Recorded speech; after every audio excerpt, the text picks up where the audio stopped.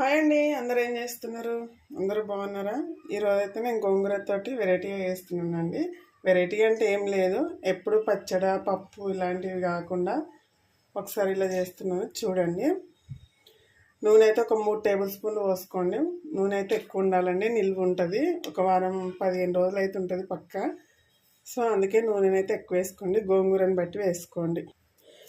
నూనె అయితే హీట్ అయింది కదా, కొద్దిగా మెంతులు వేసుకోండి. ఇందులో చాలా బాగుంటుందండి. ఎప్పుడు ఒకేలాగా ఇలా ట్రై చేయండి ఒకసారి అయితే తప్పకుండా. మీరు తినేదాన్ని బట్టి పచ్చిమిర్చి వేసుకోండి.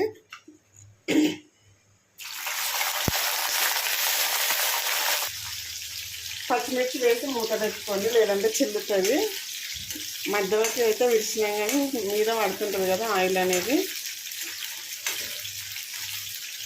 వీటిని అయితే మంచిగా ఫ్రై చేసుకోండి మిర్చీలు.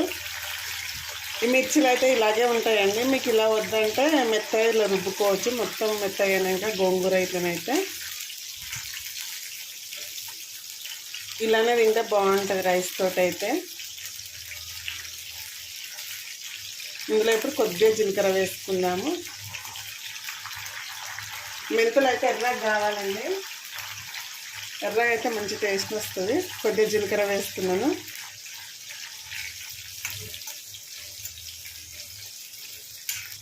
మెంతులు పచ్చిమిర్చి జీలకర్ర అయితే మంచిగా వేగిపోయింది కదా. ఇప్పుడు కడిగిన గోంగూర వేసుకున్నాము. మీకు ఎక్కువ రోజులు నిల్వించుకున్నామంటేనైతే తడిగా లేకుండా చూసుకోండి. ఫస్ట్ కడిగి చాలాసేపు ఆరిన తర్వాత చేసుకోండి. అప్పుడు నెల రోజులైనా ఉంటుందండి ఫ్రిడ్జ్లో పెట్టుకుంటే. బయట అయితే ఒక 10 రోజులు అయితే ఉంటుంది. ఇందులోనే కొద్దిగా పసుపు వేసుకున్నాము. పసుపు వేస్తున్నాను.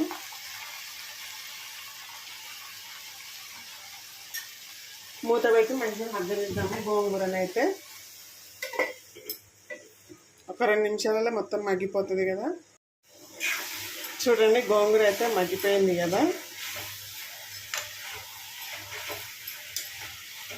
నూనెలో మంచిగా ఫ్రై కావాలండి గోంగూర. నూనె అనేది ఇట్లా పైన తేలాలి, అప్పుడే గోంగూర బాగా మగ్గినట్టు.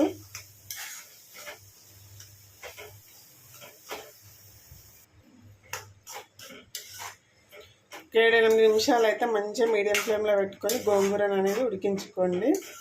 ఎంత బాగా మగ్గితే అన్ని రోజులు నిల్వ ఉంటుందండి గోంగూరనైతే. ఇప్పుడు సాల్ట్ వేసుకుందాం. దీంట్లో తగినంత సాల్ట్ అయితే వేసుకోండి మీరు తినేదాన్ని బట్టి. కొన్ని గోంగూరలు పులుపు ఎక్కువ ఉంటాయి కదా.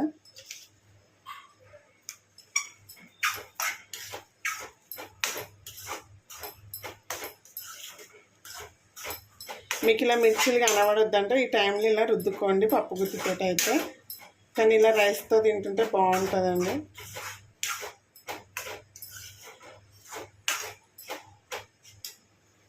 చూడండి, నూనె అయితే ఇలా సపరేట్ అవ్వాలండి, సైడ్స్కి వస్తుంది కదా. సపరేట్ అవుతున్నప్పుడు అయితే ఒక వెల్లుల్లి అండి, ఒక గడ్డ మొత్తము గోంగూరని బట్టి వేసుకోండి. చితక్కొట్టి వేసుకోండి, పొట్టుతో సహా వేసుకోండి, బాగుంటుంది ఫ్లేవర్ అనేది అయితే. స్మెల్ అయితే మస్తు వస్తుంది ఫ్రెండ్స్. చేస్తుంటేనే నోట్లో నీళ్ళు ఊరుతున్నాయి, ఎంత బాగుంటుంది.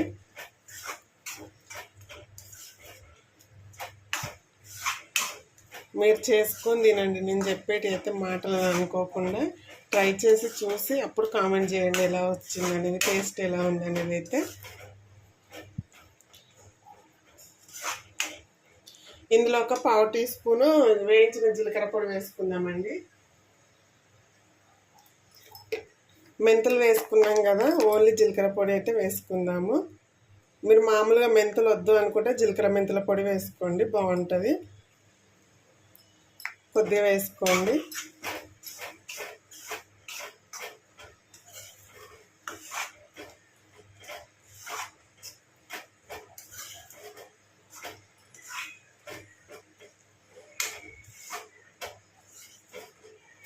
ఊరికే రోటి పచ్చళ్ళు, పప్పు, గోంగూర కర్రీ ఇట్లా కాకుండా ఇలా చేసుకొని చూడండి. వెల్లుల్లిపాయలు వేసినాం కదా, వేయంగానే మంచి స్మెల్ వస్తుంది. మరొక 5 నిమిషాలు అయితే మగ్గనిద్దాం నూనెల్ని. చూడండి ఆయిల్ మొత్తం ఇలా పైకి వచ్చేసింది కదా, రెడీ అయినట్టే అండి. గోంగూర అయితే ఇలా గిన్నెకి అంటుకుంటుందంటే గోంగూర కర్రీ అనేది అయితే రెడీ అయినట్టే. ఇది పచ్చడి అంటారు మరి ఏమంటారో నాకు తెలియదండి, నేనైతే మా అమ్మ దగ్గర నేర్చుకున్నా. మీకు కావాలంటే కొద్దిగా కొత్తిమీర వేసుకోండి, వద్దు అనుకుంటే ఊరుకోండి. మస్తుంది ఫ్రెండ్స్. ఇది చల్లారిన తర్వాత ఒక బాక్స్లో ఎత్తి పెట్టుకోండి. నూనె అంతా మంచిగా పైకి వచ్చేస్తుంది. మనం కలుపుతున్నాం కాబట్టి అంత కనబడదు. ఇది మొత్తం చల్లారిన తర్వాత నూనె అనేది అంతా పైనకి తేలుతుంది ఫ్రెండ్స్. ఆకుకూరలు అంత కనబడదు కదా. ఓకే అండి, వీడియో నచ్చితే లైక్ చేయండి, షేర్ చేయండి, అలాగే మన ఛానల్ని సబ్స్క్రైబ్ చేసుకొని సపోర్ట్ చేయండి ఫ్రెండ్స్. ఓకే మరి బాయ్.